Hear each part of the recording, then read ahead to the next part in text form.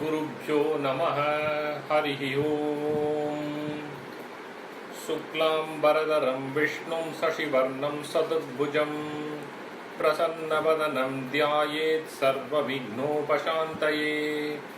यस्यद्विरदवक्त्रात्या पारिषद्या परःसदं विघ्नं निघ्नन्ति सततं विश्वक्सेनं तमाश्रये। व्यासं वसिष्ठनप्तारं सक्ते पौत्रमकल्मषं पराशरात्मजं वन्दे सुगतातं तपोनिधिं। व्यासाय विष्णुरूपाय व्यासरूपाय विष्णवे नमो वै ब्रह्मनिधये वासिष्ठाय नमो नमः। अविकाराय शुद्धाय नित्याय परमात्मने सदैकरूपरूपाय विष्णवे सर्वजिष्णवे यस्य स्मरणमात्रेण जन्मसंसारबन्धनात् विमुच्यते। नमस्तस्मै विष्णवे प्रभविष्णवे। ॐ नमो विष्णवे प्रभविष्णवे। श्रीवैशम्पायन उवाच श्रुत्वा धर्माणशेषेण पावनानि ससर्वचः युधिष्ठिरशान्तनवं पुनरेवाप्यपाशद। युधिष्ठिर उवाच किमेकं दैवतं लोके किं वाप्येकं परायणं स्तुवन्तः कमर्षन्तः प्राप्नुयुर्मानवा शुभं। को धर्म सर्वधर्माणां भवतः परमो मतः किं च पुन्मुच्यते जन्तुर्जन्म संसारबन्धनात्। भीष्म उवाच जगत्प्रभुं देवदेवम् अनन्तं पुरुषोत्तमं स्तुवन्नाम सहस्रेण पुरुषः सततोत्थितः तमेव सार्चयन् नित्यं भक्त्या पुरुषमव्ययम् ध्यायन् स्तुवन्नमस्यं च यजमानस्तमेव च। अनादिनिधनं विष्णुं सर्वलोकमहेश्वरं लोकाध्यक्षं स्तुवन्नित्यं सर्वदुःखादिको भवेत्। ब्रह्मण्यं सर्वधर्मज्ञं लोकानां कीर्तिवर्धनं लोकनाथं महद्भूतं सर्वभूतभवोद्भवम्। एष मे सर्वधर्माणां धर्मोऽधिगतमो मतः यत्भक्त्या पुण्डरीकाक्षं स्तवैरर्चेन्नरः सदा। यत्भक्त्या पुण्डरीकाक्षं स्तवैरर्चेन्नरः सदा। परमं यो महद्तेजः परमं यो महद्तपः परमं यो महद्ब्रह्म परमं यः परायणं। पवित्राणां पवित्रं यो मङ्गलानां च मङ्गलम् दैवतं देवदानां स भूतानां यो व्ययः पिता। यतः सर्वाणि भूतानि भवन्त्यादियुगागमे यस्मिन् च प्रलयं यान्ति पुनरेव युगक्षये। तस्य लोकप्रधानस्य जगन्नाथस्य भूपते विष्णोर्नाम सहस्रं मे शृणु पापभयापहम्। यानि नामानि गौणानि विख्यातानि महात्मनः ऋषिभिः परिगीतानि तानि वक्ष्यामि भूतये। ऋषिर्नाम्नां सहस्रस्य वेदव्यासो महामुनिः सन्तो निष्ठुप् ततो देवो भगवान् देवकीसुधा। अमृतां सूद्भवो बीजं शक्तिर्देवकीनन्दनः तृषामाहृदयं तस्य शान्त्यर्थे विनियुज्यते। विष्णुं जिष्णुं महाविष्णुं प्रभविष्णुं महेश्वरम् अनेकरूपदैत्यान्तं नमामि पुरुषोत्तमम्। अस्य श्रीविष्णोर्दिव्यसहस्रनामस्तोत्रमहामन्त्रस्य श्रीवेदव्यासो भगवान् ऋषिः अनुष्टुप् छन्दः। श्रीमहाविष्णुः परमात्मा श्रीमन्नारायणो देवता अमृतां सूद्भवो भानुरिति बीजं देवकीनन्दनस्रष्टेति शक्तिः उद्भवक्षोभनो देव इति परमो मन्त्रः। चङ्कपृन्नन्तकी चक्रीति कीलकं सारङ्गधन्वा गदाधर इति अस्त्रं रदाङ्गपाणिरक्षोभ्य इति नेत्रं त्रिसामासामकसामेति कवचम् आनन्दं परब्रह्मेति योनिः ऋतुः सुदर्शनकाल इति दिग्बन्धः श्रीविश्वरूप इति ध्यानं श्री महाविष्णु प्रीत्यर्थे श्री सहस्रनाम जपे विनियोगः। ध्यानम् क्षीरोदन्वत्प्रदेशे शुचिमणिविलसैत्सैकदैर्मौक्तिकानां माला क्लुप्तासनस्तस्फटिकमणिनिभैर्मौक्तिकैर्मण्डिताङ्गः शुभ्रैरभ्रैरदभ्रैरुपरिविरसिधैर्मुक्तपीयूषवर्षैः आनन्दीनः पुनीयादरिनलिनगदाचङ्कपाणिर्मुकुन्दः भूः पादव्यस्य नाभिर्व्यदसुरनिरच्चन्द्रसूर्यौ सनेत्रे कर्णावाचा शिरोध्यौ मुगमभिदहनो यस्य वास्तेयमप्तिः अन्धस्तं यस्य विश्वं सुरनरगगगो भोगि गन्धर्वदैत्यैः चित्रं रं रं यदेतं त्रिभुवनवपुषं विष्णमीशं नमामि। शान्ताकारं भुजगशयनं पद्मनाभं सुरेशं विश्वाधारं गगनचतुर्सं मेघवर्णं शुभांगं लक्ष्मीकान्तं कमलनयनं योगिभिर्ध्यानगम्यं वन्दे विष्णुं भवभयहरं सर्वलोकैकनाथं मेघक्षामं पीतकौसेवासं श्रीवत्सांगं कौस्तुभोत्पासितांगं पुण्यो वेदं पुण्डरीकायदाक्षं विष्णुं वन्दे सर्वलोकैकनाथम्। नमः समस्तभूतानाम् आदिभूताय भूभृते अनेकरूपरूपाय विष्णवे प्रभविष्णवे ससङ्गचक्रं सकरीटकुण्डलं सपीतवस्त्रं सरसीरुहेक्षणं सहारवक्षस्थलशोभिकौस्तुभं नमामि विष्णुं शिरसा चतुर्भुजं छायायां पारिजातस्य हेमसिंहासनोपरि आसीनमम्बुधश्यामम् आयदाक्षमलङ्कृतं चन्द्राननं चतुर्बाहुं श्रीवत्साङ्कितवक्षसं रुक्मिणी सत्यभामाभ्यां सहितं कृष्णमाश्रये। हरिः ओम्। विश्वं विष्णुर्वषट्कारो भूतभव्यभवत्प्रभुः भूतकृद्भूतभृद्भावो भूतात्मा भूतभावनः भूतात्मा परमात्मा च मुक्तानां परमागतिः अव्ययः पुरुषः साक्षी क्षेत्रज्ञोऽक्षर एव च योगो योगविदां नेना प्रधानः पुरुषेश्वरः नारसिंहवपुः श्रीमान् केशवः पुरुषोत्तमः सर्वसर्वशिवस्थानोद्भूतादिर्निधिरव्ययः सम्भवो पावनो भर्ता प्रभवः प्रभुरीश्वरः स्वयंभू शम्भुरादित्यः पुष्कराक्षो महास्वनः अनादिनिधनो दाता विदाता दातुरुत्तमः अभ्रमेयो ऋषिकेशः पद्मनाभो मरप्रभुः विश्वकर्मा मनुस्पृष्टा स्तविष्टस्तविरोत्रुवः अग्रायः शाश्वतः कृष्णो लोहिताक्षप्रदर्दनः प्रपूदस्त्रिककृत्ताम पवित्रं मङ्गलं वरम् ईशानप्राणदप्राणो ज्येष्ठश्रेष्ठः प्रजापतिः हिरण्यगर्भो भूगर्भो माधवो मधुसूदनः ईश्वरो विक्रमी धन्वी मेधावी विक्रमक्रमः अनुत्तमो दुरादर्शः कृतज्ञकृतिरात्मवान् सुरेशः शरणं शर्म विश्वरेदः प्रजाभवः अहत् संवत्सरो व्यालप्रदयः सर्वदर्शनः अजः सर्वेश्वरः सिद्धः सिद्धिः सर्वादिरक्षितः वृषागा प्रमेयात्मा सर्वयोगविनिश्रुतः वसुर्वसुमना सत्यः समात्मा संविदः समः अमोघः पुण्डरीकाक्षो वृषकर्मा वृषाकृतिः रुद्रोपहिसुरा बभ्रोर्विश्वयोनि सुशीस्रवा अमृतः शाश्वतस्थाणुर्वरारोहो महादवः सर्वः सर्वविद्वानुर्विश्वक्सेनो जनार्दनः वेदो वेदविदव्यङ्गो वेदाङ्गो वेदविद्गविः लोकात्यक्षत्सुरात्यक्षो धर्मात्यक्षकृतकृतः चतुरात्मा चतुर्व्यूहश्चतुर्दंष्ट्रश्चतुर्भुजः प्राजिष्णुर्भोजनं भोक्ता सहिष्णुर्जगदाजितः अनको विजयो तेजो विश्वयोनि पुनर्वसुः उपेन्द्रो वामनप्रांशुरमोघः सुशिरोर्जितः अतीन्द्रः सङ्क्रहः सर्गो धृतात्मा नियमो यमः वेद्यो वैद्यः सदा योगी वीरः माधवो मधुः अतीन्द्रियो महामायो महात्साहो महाबलः महाबुद्धिर्महावीर्यो महाशक्तिर्महात्युतिः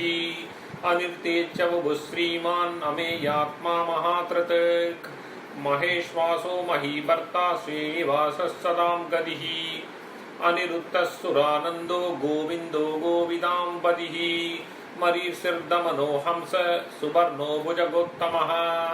हिरण्यनाभः सुतपा पद्मनाभः प्रजापतिः अमृत्यो सर्वतृक्सिंहा सन्दादा सन्तिमान् स्थिरः अजो दुर्मर्शनस्तास्ता विसृतात्मा सुरारिः गुरुर्गुरुतमो धाम सत्य सत्य पराक्रमः निमिषो निमिषः सर्वी वाचस्पतिरुदारधी अग्रणीर्ग्रामणि श्रीमान् न्यायो नेनो समीरणः सहस्रमूर्ता विश्वात्मा सहस्राक्षा सहस्रपात्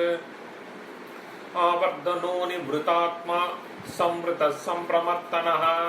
अहत् संवर्तहो वह्निरनिलोदरणीधरः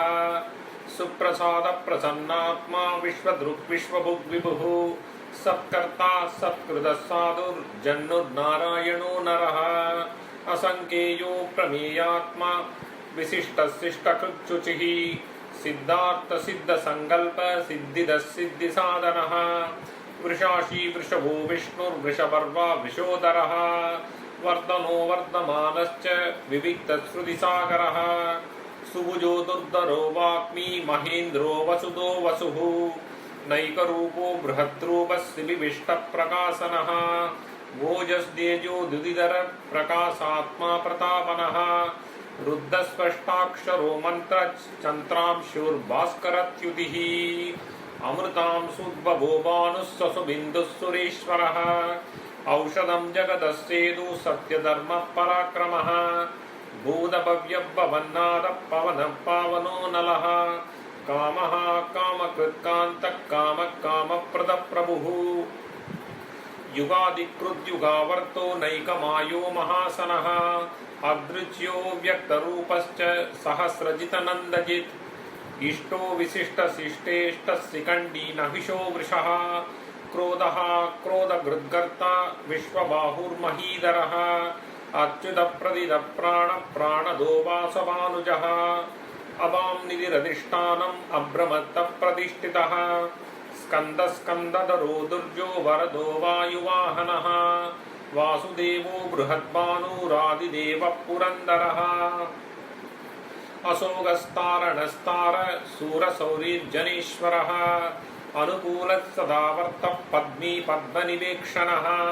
पद्मनाभो रवीन्द्राक्षः पद्मगर्भः शरीरभृत् महत्तीवृत्तो वृतात्मा महाक्षो गरुडध्वजः अदुलः सरभो भीमः समयञ्जो हविर्हरिः सर्वलक्षणलक्षण्यो लक्ष्मीवान् समिदज्ञयः विक्षरो रोहितो मार्गो हेतुर्दामोदरः सः महीधरो महाभागो वेगवानमितासनः उद्भवक्षोभनो देवः श्रीकर्पः परमेश्वरः करणं कारणं कर्ता विकर्ता कहुनो गुवः व्यवसायो व्यवस्थानः संस्थानस्थानतो ध्रुवः परर्ति परमस्पष्टस्दृष्टः पुष्टः सुवेक्षणः रामो विरामो विरदो मार्गो नेयो नयो नयः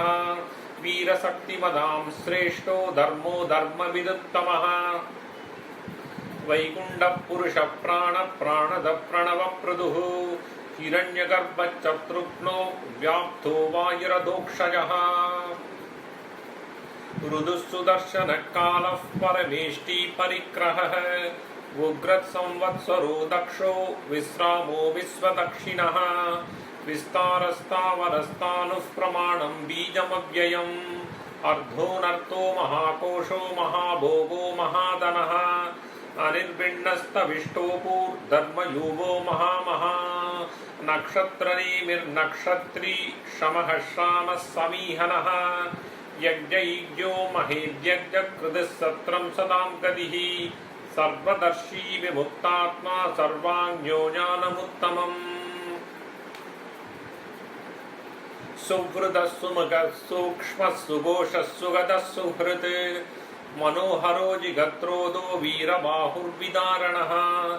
स्वापनस्ववचो व्यापी नैकात्मा नैककर्मकृत् वत्सरो वत्सलो वत्सी रत्नगर्भोदनेश्वरः धर्मकुद्धर्मी सदसक्षरमक्षरम् अविज्ञाता सहस्रांशुर्विदाता कृतलक्षणः धर्मकृद्धर्मी सदसक्षरमक्षरम् अविज्ञाता सहस्रांशुर्विदाता कृतलक्षणः कपस्तिनेमिस्तत्त्वस्तः सिंहो भूतमहेश्वरः आदिदेवो महादेवो देवेशो देवभृद्गुरुः उत्तरो गोपदीर्घोक्ता ज्ञानगम्यः पुरातनः शरीरभूतभृद्भोक्ता कपिन्त्रोपोरि दक्षिणः सोमो मृदः सोमः पुरुजित्पुरुषोत्तमः विनयोजयः सत्यसन्धो दासार्हः सात्वताम्बदिः जीवो विनयदोसाक्षी मुकुन्दो विदविक्रमः अम्बोनिधिरनन्दात्मा महोदधिशयोऽन्दकः अजो महार्हस्वापाभ्यो जितामिन्द्रप्रमोदनः आनन्दो नन्दनो नन्दः सत्यधर्मत्रिविक्रमः महर्षि कपिलाचार्य कृतज्ञो मेदनीवदिः त्रिपतस्त्रितसात्यक्षो महाशृङ्गकृताङ्ककृत् महावराहो गोविन्दः सुषेणः कनकाङ्गदी कुह्यो कपिरो गहनो गुप्तचक्रगदाधरः वेदास्वाङ्गोजितः कृष्णो दृढः सङ्कर्षणोच्युतः वरुणो वारुणो वृक्षः पुष्कराक्षो महामनः भगवान् भगहानन्दी वनमालीहलायुधः आदित्यो ज्योतिरादित्यः सहिष्णुर्गदिसप्तमः सुधन्वाकण्डपरशूर्दारुणो द्रविणप्रदः दिवस्पृक् सर्वदृग्व्यासो वाचस्पतिरयो निजः त्रिसामासामगस्साम निर्वाणं भेषजं विशग सन्न्यासकृत्समस्सान्तो निष्ठा शान्तिपरायणम् शुभाङ्गस्सान्तिदस्रष्टा कुमुदः कुवलेचयः कोहिदो गोपदीर्घोक्ता वृषभाषो वृषप्रियः अनिवर्ती निवृत्तात्मा संक्षेप्दाशेमकृत्शिवः श्रीवत्सवक्षा श्रीवास श्रीपतिः श्रीमधाम्बरः श्रीधः श्रीनिवास श्रीनिधिः श्रीविभावनः श्रीधरः श्रीकरः श्रेयः श्रीमान् लोकत्रयाश्रयः स्वक्षस्वङ्गः सदानन्दो नन्दिर्ज्योतिर्गणेश्वरः विजितात्मा विधेयात्मा सत्कीर्तिचिह्न संशयः उदीर्न सर्वदक्षक्षूरणीसः शाश्वतस्थिरः पूषयो भूषणो बोधिर्विशोगः शोकनाशनः अर्चिष्मानर्चितः कुम्भो विशुतात्मा विशोदनः अनिरुद्धो प्रतिरथः प्रत्युम्नो मिदविक्रमः कालनेमिनिहावीरः सौरीर्सूरजनेश्वरः त्रिलोकात्मा त्रिलोकेशः केशवः केशिहा हरिः कामदेवः कामबालः कामी कान्तकृताकमः अनिर्तेच्च बभुर्विष्णुर्वीरो नन्दो धनञ्जयः ब्रह्मण्यो ब्रह्मकृद्ब्रह्मा ब्रह्मविवर्धनः ब्रह्मविद्ब्राह्मणो ब्रह्मी ब्रह्मज्ञो ब्राह्मणप्रियः महाक्रमो महाकर्मा महादेजो महोरहः महाक्रतुर्महायज्वा महायज्ञो महाहविः स्तव्यस्तव प्रियस्तोत्रं स्तुतिस्तोतारणप्रियः पूर्णपूरयिदा पुण्यः पुण्यकीर्तिरनामयः मनोजवस्तीर्थकरो वसुरेदा वसुप्रदः वसुप्रदो वासुदेवो वसुमनाहविः सत्कदी सत्कृदी सत्ता सद्भूदी सत्परायणः सूरसेनो यदुश्रेष्ठः सन्निवासः सुयामुनः भूदावासो वासुदेवः सर्वासु निलयो नलः दर्पः दर्पदो दृप्तो दुर्धरो दावराजितः विश्वमूर्तिर्महामूर्तिर्दीप्तमूर्तिरमूर्तिमान् अनेकमूर्तिरव्यक्तः सदमूर्तिः सदाननः एकोनैकः सवक्कं यत्तत्पदमनुत्तमम् लोकबन्धुर्लोकनाथो माधवो भक्तवत्सलः सुवर्णवर्णो हेमांगो वरांगच्चन्तनांगदी वीरः विषमस्सोऽन्यो कृतासीरसलच्छलः अमानीमानदो मान्यो लोकस्वामी त्रिलोककृत् सुमेधा मेधजो धन्यः सत्यमेधाधराधरः तेजो वृषो द्युतिधरः सर्वसत्रप्रथांवरः प्रक्रहो निग्रहो व्यक्रो नैकच्छृङ्गो कटाक्रजः चतुर्मूर्तिश्चतुर्बाहुश्चतुर्व्यूहश्चतुर्गदिः चतुरात्मा चतुर्वेदविदेकवात्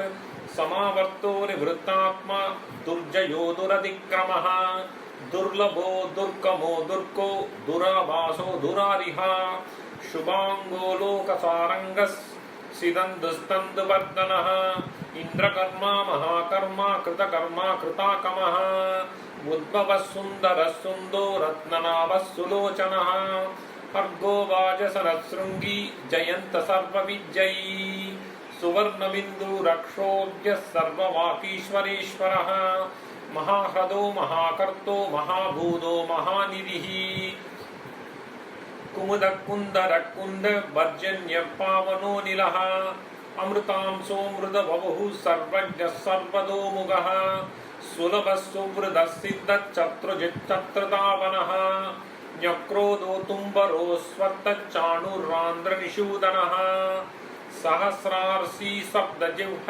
सप्तैदा सप्तवाहनः अमूर्तिरणकोचिन्द्यो भयकृद्भयनाशनः अणुर्बृहत्कृशस्थूलो गुणनिर्गुणो महान् अत्रुदस्वत्रुदस्वास्य प्राक्वंसो वंशवर्धनः पारवृद्गदिदो योगी योगी स सर्वकामदः आश्रमश्रवणः श्यामः सुवर्णो वायुवाहनः धनुर्धरो धनुर्वेदो दण्डो दमैदादमः